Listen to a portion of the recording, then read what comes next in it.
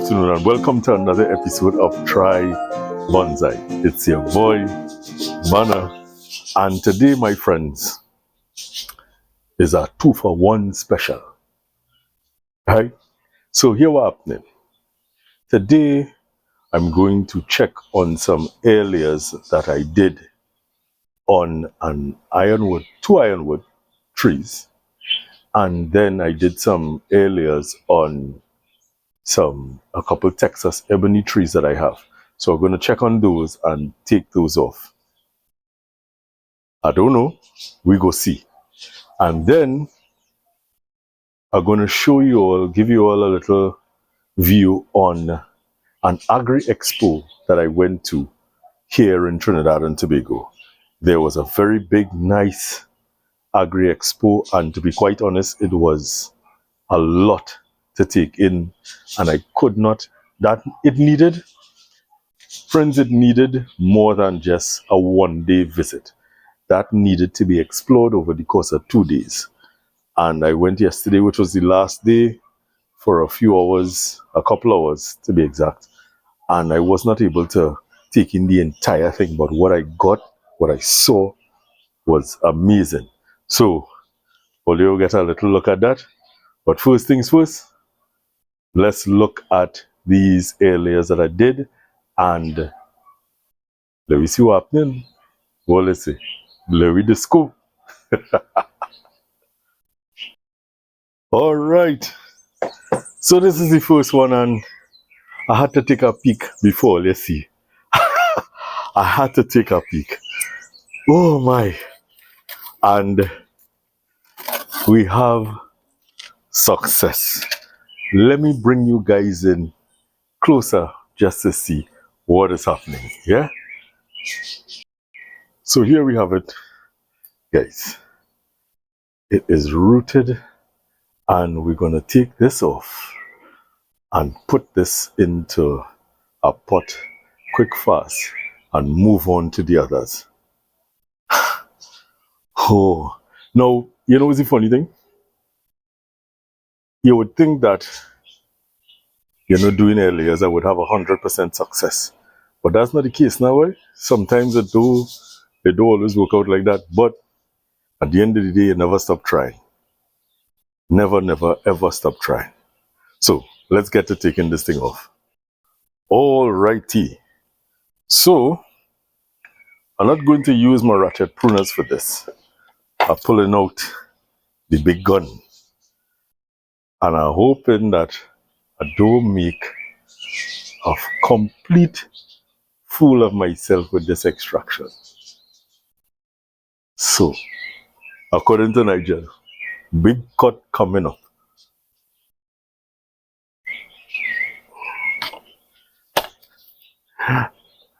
That is it.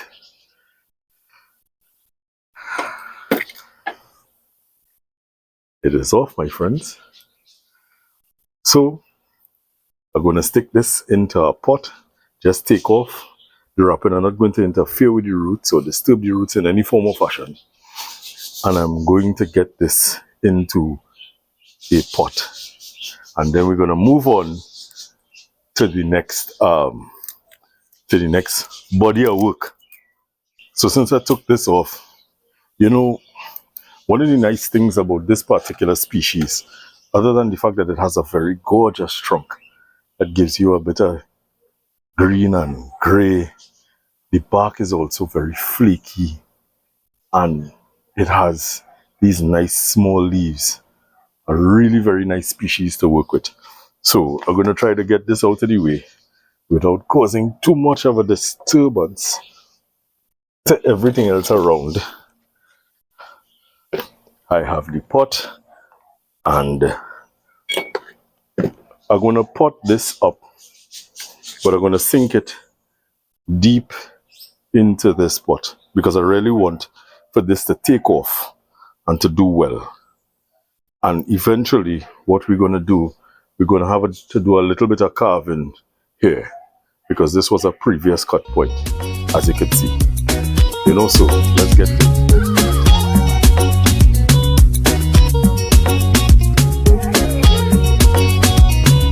So there you have it, my friends. This is one. Bring it in a bit closer. Nice. This is a nice layer. It has some nice taper to it. And what we have to do is to feed this good and proper and let it take off and create something really very nice from this. So without taking too much of a pause, let's move on to the Texas Ebonies. Oh, wow. So, my friends, unlike the Ironwood, we have here this Texas Ebony, and I have to be very, very cautious with this because the Texas Ebony has some thorns that, or as we call them here in our colloquial language, some picker, that not going to feel very good when they get into your skin. And when I was doing these air layers, as I feel them, they're feeling a bit soft. So I don't know that these are ready at all, but we will check and see. When I was doing these air layers, one of the thorns went into a fingernail. Oh, but I could only understand what it is I was going through. So let's check this and see what is happening. And if these are not ready, we're going to put them back and bring out the other Texas Ebony. Yeah? So my friends, this one to the bottom here is not ready at all. And it may mean that I may have to redo that one. And this one to the top, trying to figure out how I did what I did.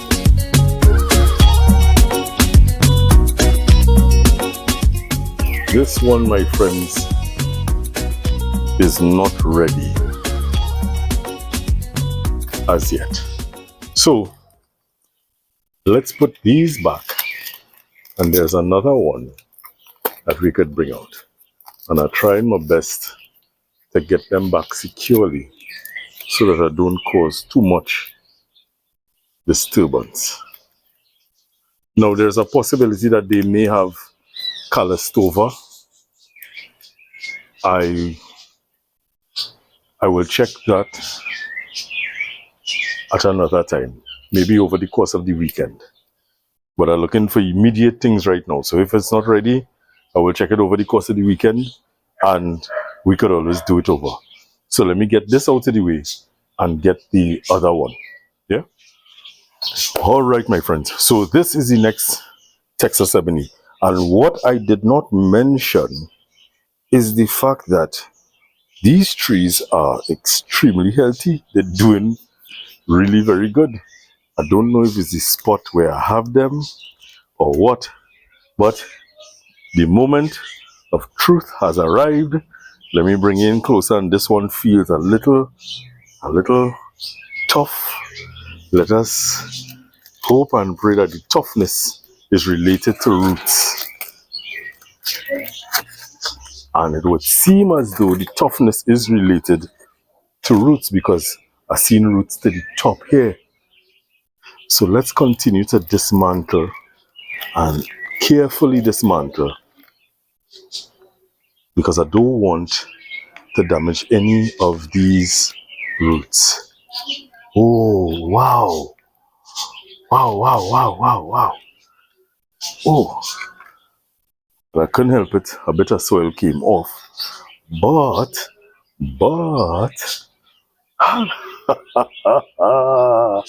let me bring you guys in closer quickly. As I was saying, but here we are. Success. So, let me take this off and get this into our pot as quickly as possible. And I hope that this survives. Yeah? Good stuff. So in this particular case, I could use the ratchet pruners, but as I mentioned, my friends, I have to be very, very, very cautious about this. And it is off. And as you can see, There are roots, roots, and roots. And the soil is coming off. Whew. Oh my word, the soil is off and I lost a root. Let me get this into a pot as quickly as possible. Now, I know I'm working one side and I might be operating a little bit on the gypsy side, but I'm going to take the opportunity as the soil came off to remove the excess trunk that was to the bottom of this this area, so that I have a much flatter root base. And so funny, when you want to do these things, then is when you have to be scrummaging for pots. And whilst I'm at it, I'm going to take the opportunity to remove, let me bring it closer for you to see. I'm going to take the opportunity to remove these lower branches because these are too low for what we want to do. Yeah? So I apologize if you're not able to see as well as you should be seeing. But, oh yeah, yo. So it does go sometimes, this tree. This is my first time layering this particular species, and wow, I am very happy about it. So here's a pot. This has a bit of depth, so I'm going to use this that has a bit more depth than this. Even though this is not so bad, no. This ain't so bad.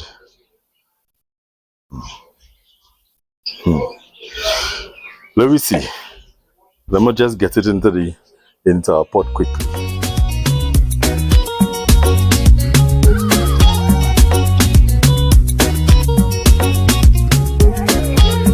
It's a little bit off-centered, but that's okay. Right now, what I want is for this to survive. That is what I want. And for it to survive, what I think I should do is to reduce the amount of load on the roots. So I'm going to cut this back, taking away these flowers.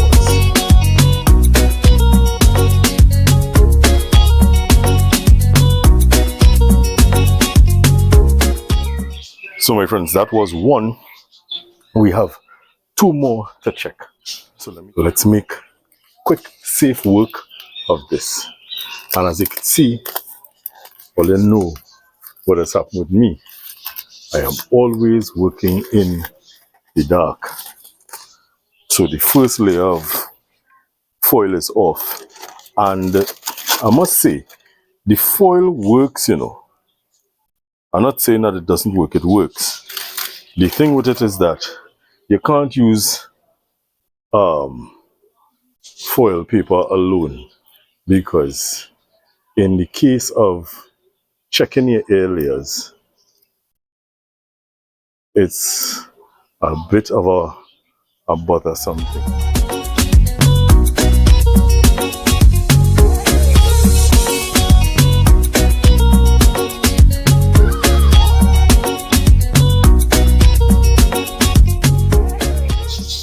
So my friends, I'm not even going to waste any time. I'm just going to get this into a pot and put this in a spot where it could do some recovery. So I'm going to take off these lower branches, as they're going to prove to be a challenge with potting this thing up. And I'm going to get this into this nice, neat little pot here, hoping that I have enough soil to do the job. So I put in our base layer of soil, and then I fill in around with the rest of the soil, not disturbing the roots at all, because what I want is for this to survive. and you're seeing that kind of a informal, upright kind of shape. Ah, boy. I'm happy, you know. I am happy. Today is the 19th of August. And my friends, I am happy. I know you're not seeing too much, and I kind of working a kind of way, but this is amazing. This is amazing. So we're going to put this to the side and let's get to the other one.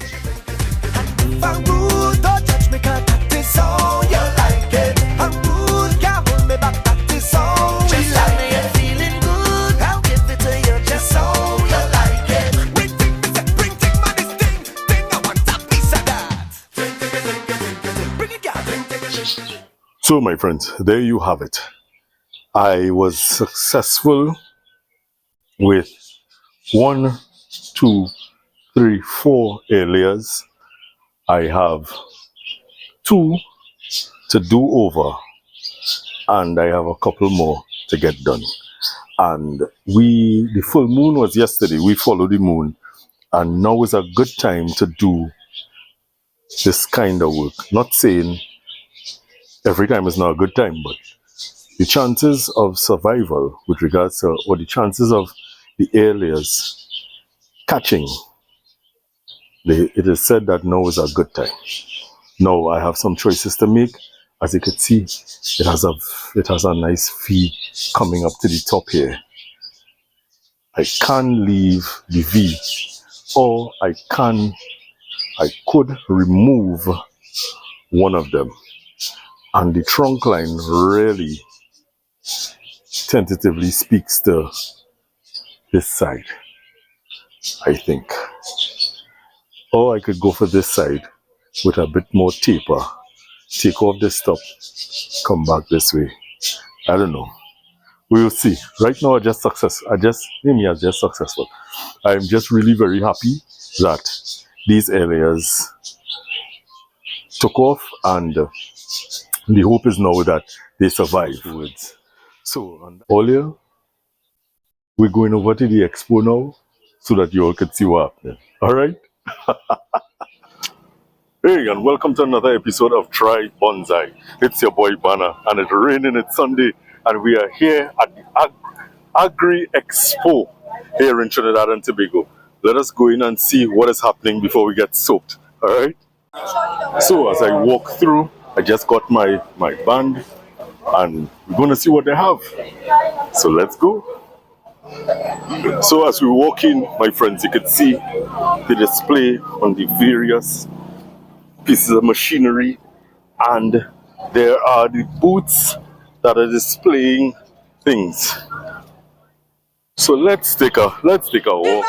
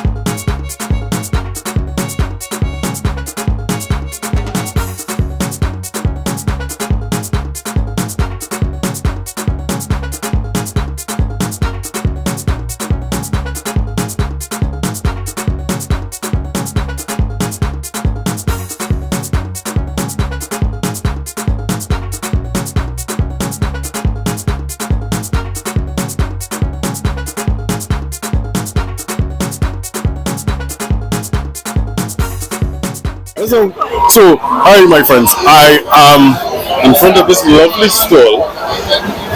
As you can see their name there, and these are the line of fertilizers and pest control items that they have. So I've been speaking to these kind folks, asking them about the varying fertilizers and the benefits of some of the items that they have here. So hi, as we were talking, right? So what we were saying that we at Papas, we have three lines that we primarily distribute, right? So what we have here, we have the Rotam line, which is synthetic herbicides, fungicides, and insecticides, right? So we have them in powder forms as well with different combinations. We have Stoller, who is our micronutrient guru with plants aside from the NPKs. So what we have here is a range of different water-soluble fertilizers. So we have stuff for general all-purpose growing plants. We have stuff that get for heavy fruiting 13044. You know, we have this, which is urea mate. Urea mate is one of the more incredible products on the solar line, because what you would find happening, the concentration of micronutrients is actually a bit higher compared to the other harvestments. So what we get with the micronutrients, we need those things as precursors for certain things to happen in the plant. All plants, just like humans, have hormones, and they use the growth hormones, they have stress hormones as well. Right? So we have three primary growth hormones in the plant: cytokinin, auxin, and gibberellic acid. Right? Now, cytokinin is produced in the roots, the root tip to be exact, the youngest part of the root. Cytokinin is responsible for cells being formed, right? All cells can start off, and then the other one is auxin. Auxin will tend to form in the leaves. Now cytokinin and auxin need to meet in order for growth and differentiation of the cell to take place, for the plant to know, alright, this cell is going to be a root cell or a shoot cell, something like that. Now the other one is gibberellic acid. Gibberellic acid is responsible for the elongation of the cells. So fruit size, tissue size. So even within the plant as well, you know. Plants have a stress hormone or stress ethylene. Right. And stress ethylene is produced in the root tip as well. Right. And it's what we would call an antagonistic relationship. Where cytokinin is being produced, we have the stress hormone being produced as well. And only one could be produced at that time. Right. It's in the same point.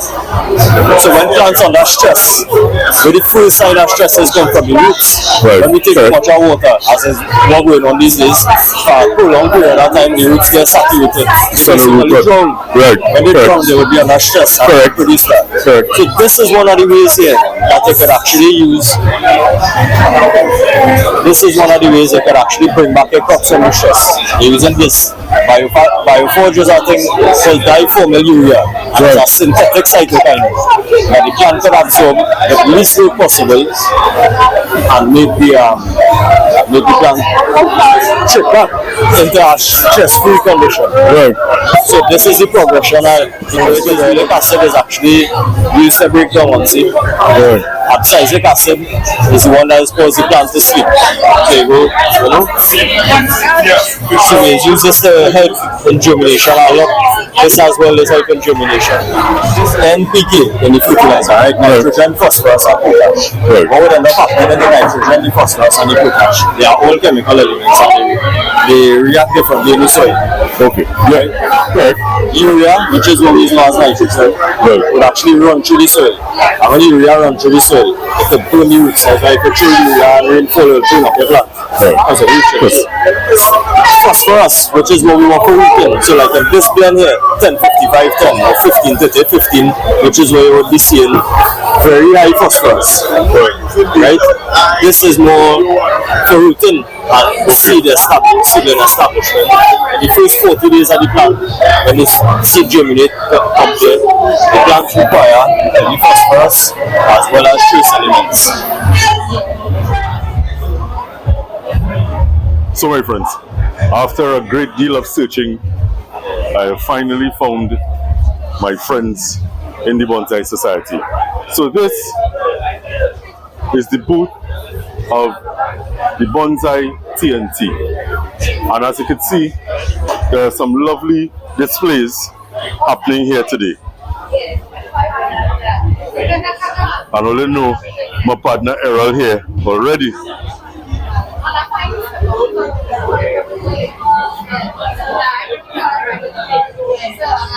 No, this, my friends, is a ficus, a lovely, lovely ficus. Nerifolia.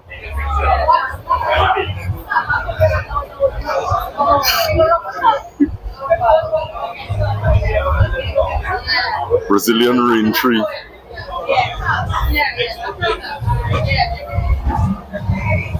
This looks like a water jasmine. Look at the root work.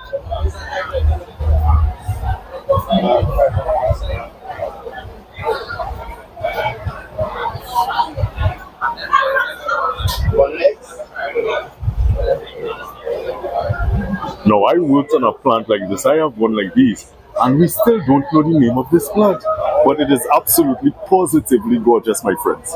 Take a look at that. From the base coming straight up to the top of it. Oh, it is nicely layered.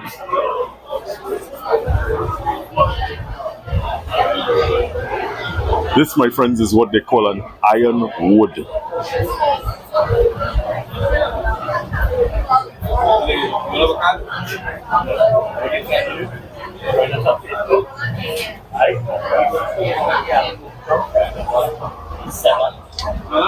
This is a Premna.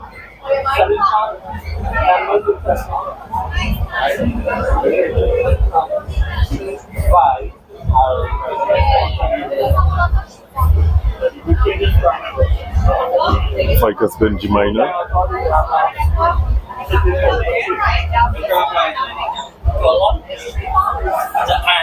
A Fukian tea.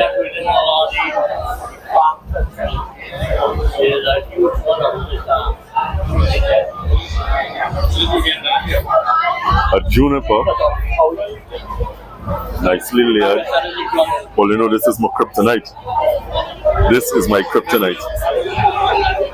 And last but not least, another ficus, what we refer to as the retusa. And on the side of the ficus, looking at me like you want to fight, is my good friend Kerry.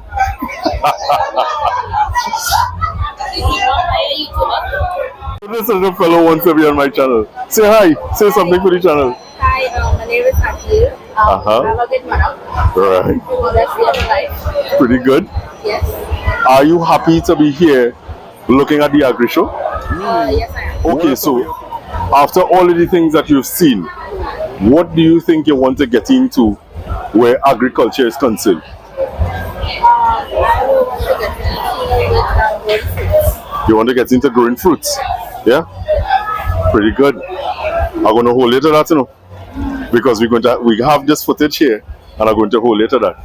All right? Thank you, my friend. Have a good day.